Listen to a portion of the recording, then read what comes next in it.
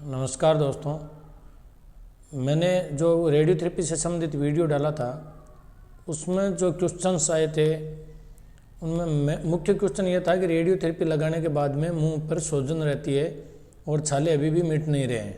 किसी को 2 महीने हो गए, किसी को 3 महीने हो गए, किसी को 6 महीने हो गए।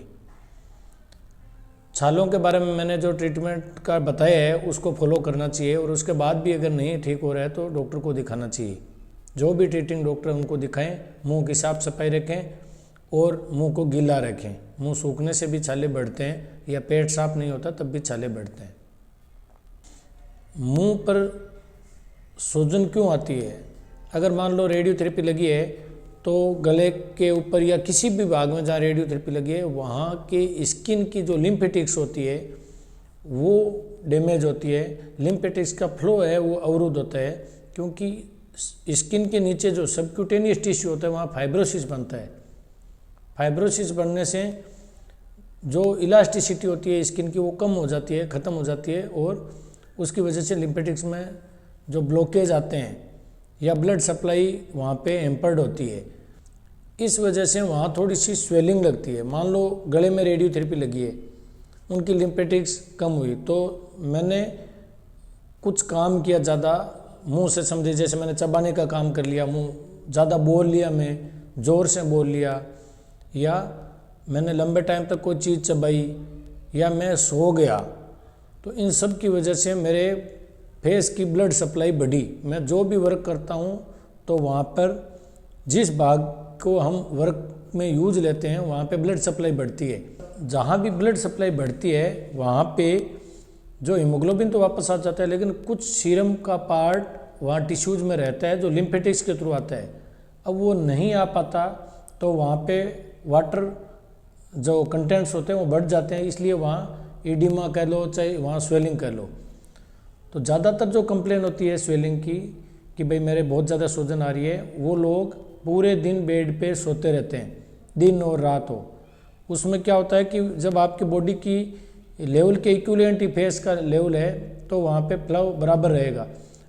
अब मैं ये बताऊँगा कि हमें उस स्वेलिंग को कम कैसे करना है।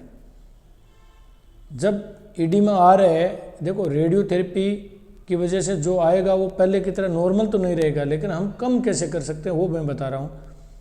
सर्जरी होती है तो लिम्फेटिक्स का और ज़्यादा ऑब्स्ट्रक्शन होता है या लिम्फेटिक्स हट जाती है तो स्वेलिंग के चांस और ज़्यादा बढ़ जाते हैं। तो सर्जरी के बाद में अगर रेडियोथेरेपी लगी है तो स्वेलिंग बढ़ेगी। तो मैंने जैसे बताया कि भाई ज़्यादा बोलने से या ज़्यादा चबाने से या हम ऐसी कोई चीज़ खा ली जैसे गर्म चीज़ खा ली, उन सब से ब्लड सप्लाई बढ़ती है तो जो स्वेलिंग आती है उनके लिए तो हमें इन चीज़ों को रोकना है। बोलना कम है, धीरे बोलना है, चबाने की चीज़ नहीं लेनी है, पीने से समझ लेनी है, मुंह को साफ सफाई रखना है, कोई बहुत ज़्यादा गर्म चीज़ नहीं लेनी है, जैसे बॉडी टेम्परेचर के इक्विवेलेंट ले आप। फिर रहता है कि सोने से कैसे बढ़ती है, जैसे सोया तो उसकी वजह से जो बढ़ी, तो हम लोग क्या करें कि जब मरीज़ को नींद आए तभी सोए मरीज़, बाकी टाइम में या तो बैठा रहे, जैसे बेड के ऊपर आप तकिए लगा लो या रजाई लगा लो और फिर उसके ऊपर आराम से सहारा लेके और लेट सकते हैं। जैसे इस तरह से आप लेट गए तो पीछे सहारा भी आ गया क्योंकि पूरे दिन हो सकता है पेशेंट बैठ नहीं पाए। अच्छा, सोने के टाइम भी मैं ये कहूँगा कि जैसे बेड है तो बेड के सिर के साइड में जो पाए हैं उनके नीचे मान लो मैंने 2 ईंट लगा दी तो उसका लेवल बढ़ गया। जब उसका लेवल बढ़ गया तो सिर के साइड का लेवल बढ़ गया तो उस बॉडी का जो ब्लड जो वाटर फ्लो है वो नीचे की तरफ रहेगा तो वो स्वेलिंग कम रहेगी।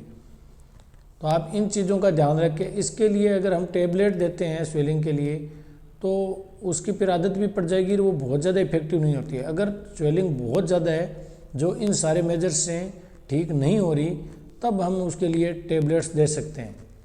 और वो टेबलेट्स का नाम मैं नहीं बताऊंगा क्योंकि फिर अपने आप उसका यूज लेने लग जाएंगे, इनजुडिशियस यूज होगा तो वो आगे नुकसान करेगी। इसलिए अगर ऐसा कभी होता है जो इन सारे मेजर से नहीं रुकता तो आपको डॉक्टर से ही सलाह लेनी पड़ेगी और वो अपने हिसाब से ट्रीटमेंट करें। धन्यवाद।